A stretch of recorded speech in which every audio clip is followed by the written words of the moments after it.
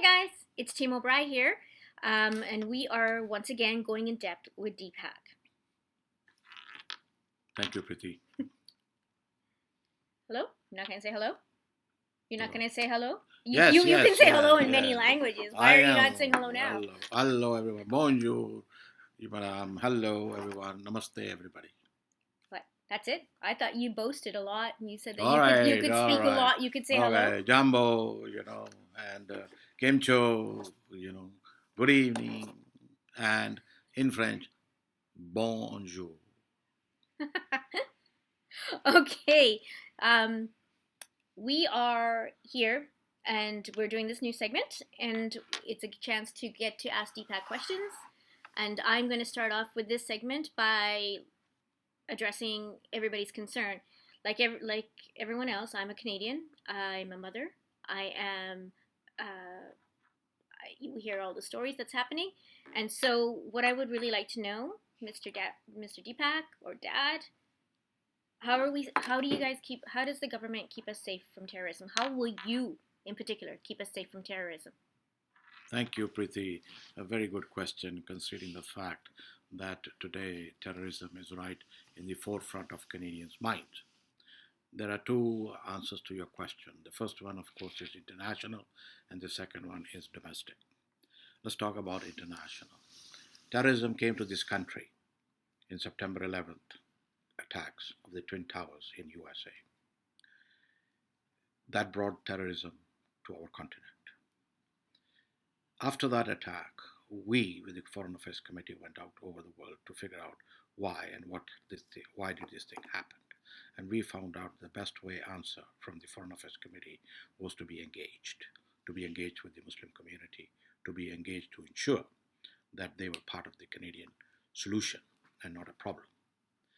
And that is what has happened. But before I come to that, as I said, we have a porous border with USA. USA was very much concerned. Reference to that our border become a very porous border. What does porous mean? Porous means that there are not strict. We have the largest undefended border in the world. There are multiple entries. You can go in. You can walk right through each other's borders, and we would like to keep it that way. And so the Americans brought their concern to us, together with the Americans and our other allies around the world. When we recognized terrorism was a threat, we introduced a very robust security system. What it basically means is that every immigrant that comes into this country, after he has initially been screened by the immigration officers, the file goes to CSIS, security agencies. They have to do their due diligence in working with other allies to see that individuals coming into this country are not harming Canada or Canadians. And because of that, CSIS undergoes a thorough review of every immigrant that comes in. Once that review has been done, CSIS gives its approval, and then that file returns back to the immigration, and then the process carries on further. And the immigration officers then look out to see if an immigrant is lying or something before he's rejected or allowed to come into the country. Henceforth, we have a very strong security. It is therefore wrong to give this power to somebody else when the security services are doing an excellent job. And let me remind everyone, we have not yet, and touch wood, had any incidences from outside the country into our country. The second aspect is domestic terrorism. Domestic terrorism in the day age of internet is homegrown terrorism. In my writing, have had people come to me and tell me about how homegrown terrorism is working. After we had come back from our review around the world from the Foreign Affairs Committee, our security forces started working with the Muslim community in Canada. It is the Muslim community that is the forefront of making us safe.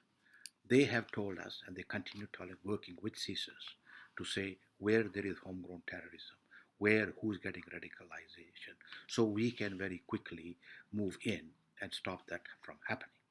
And that has been a success. Yes, there are always people trying, but if you look at our success, our security forces have done an excellent job, including our CMP, in making sure that Canadians are safe.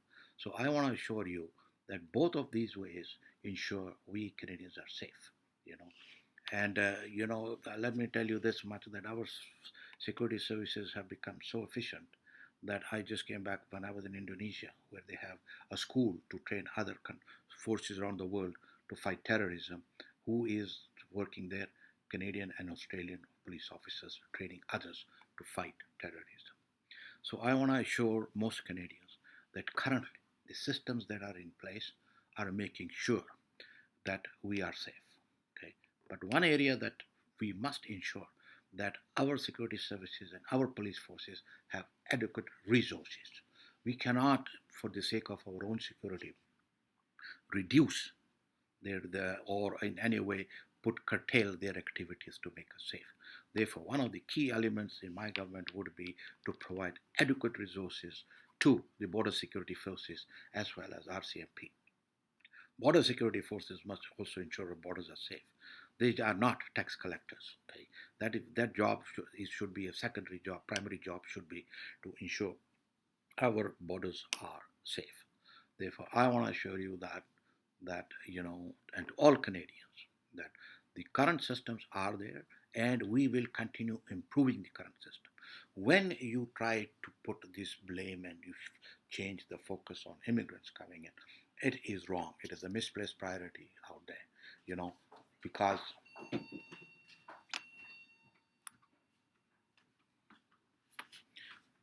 can you edit that? Nope.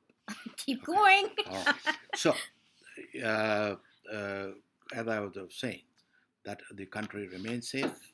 The country will, if there is what we foresee to be some shortages, we will definitely work towards that.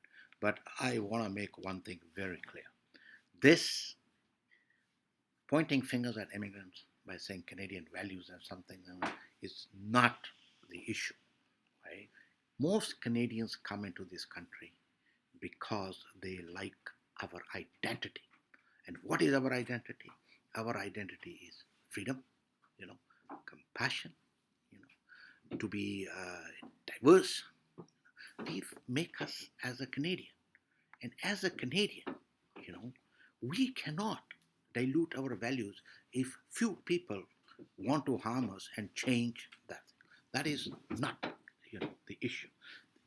For time after time, over the period of time, we have had immigrants come into this country who have built this country.